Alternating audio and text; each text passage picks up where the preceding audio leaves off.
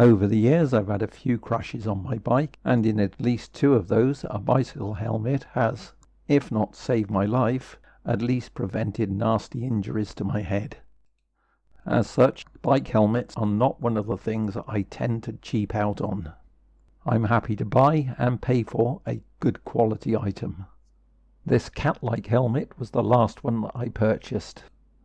After watching the video about Katie Kookaburra's rather nasty accident earlier this year, I thought it's about time I looked at my helmet, and when I inspected that cat-like helmet, I found this, a crack in it. So I thought it's time for a new helmet, and in this video I run you through what I purchased and why I purchased it. Right then, how did I choose a helmet? As is usual for me, I set up a set of buying criteria so that I could focus down on a helmet that would suit my needs. First of all, it should have top-notch impact protection. Obviously, I wanted one that fitted me and was comfortable. As I get a rather sweaty head, good ventilation was also important. Finally, I needed it to be lightweight, as on long rides even a lightweight helmet can put a strain on your neck muscles. Less than 280 gram would be good. Although cost wasn't really an issue for me, I didn't want to pay more than I needed to. So then, let's have a look what's on offer. The first thing I decided to do was look on some of the larger websites. This is the Cycle Store one, but I looked at others too. Now then, there's a huge array of helmets available, and somehow I need to focus down.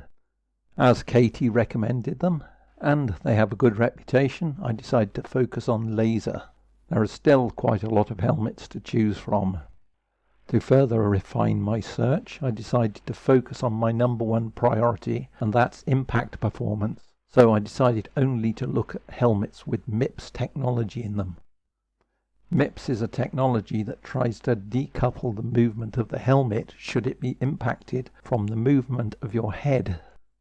The idea is to reduce the levels of acceleration or deceleration that your brain is subjected to. I started off by looking at this Lazer Century helmet, which has a facility to allow you to change the level of ventilation, but it also has a light in the back of the helmet. I didn't really need these features, but they were nice to have. At that time the price was coming out at about £160. As I don't like to pay more than I need to, I went into Google and did a general search for that helmet. As well as that Century helmet, Google obviously read my mind and decided to serve me an advert for a Lazer Z1 MIPS helmet too. The price for the more premium Z1 was lower than for the Century helmet. It was advertised at just £100 plus £5 shipping. The company was Mantel, which I hadn't heard of before, but I decided to give them a go. I jumped over to their website just to check it out. This is showing £120, but when I bought mine it was £100. Because the Z1 was 60 grams lighter than the Century helmet, and it looked and claimed to have better ventilation, I decided to go for the Z1. And now all I had to do was decide what size and what colour. The colour was easy, keep it simple, white. However, my head measured 59 centimetres around, which meant it fell between the medium and large sizes. According to the dimensions, a medium should just about be big enough. I like to wear a cotton cap under the helmet, so by ordering a medium I was taking a bit of a risk. I pressed the buy button and just 4 days later the helmet arrived. And this is the box, and here's the helmet. I've now been using the helmet for about 5 months, and in the future I'll tell you what I think of it by doing a review of that helmet. From me, for now, it's goodbye. I'd like to thank my wife, as the helmet was a present from her.